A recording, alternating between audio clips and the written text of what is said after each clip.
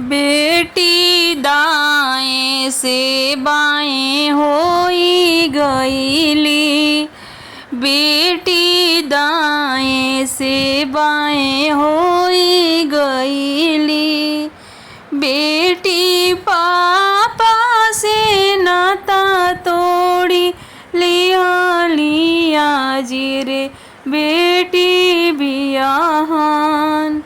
बेटी पापा से नाता तोड़ी लिया जुरे बेटी बियाहन। बेटी नाई हरे से नाता तोड़ी दियाली, बेटी नाई हरे से नाता तोड़ी दियाली। बेटी ससुरा से नाता जोड़ी लिहाली, आजुरे बेटी बियाहन। बेटी ससुरा से नाता जोड़ी लिहाली, आजुरे बेटी बियाहन। बेटी भाई बहन से नाता तोड़ली, बेटी भाई बहन से नाता तोड़ली। बेटी ननद देवर से नाता जोड़ली, आजुरे बेटी बियाहन।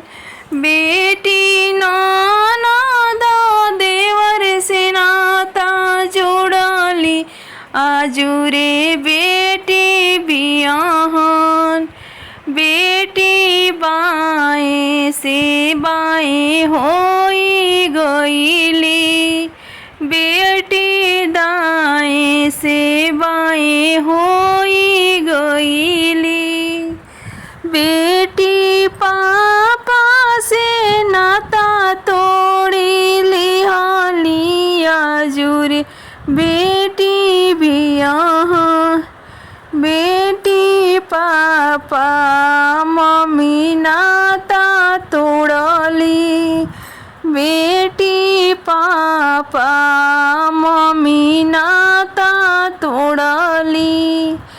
बेटी सासा ससुर नाता जोड़ली, आजुरे बेटी बियाहन।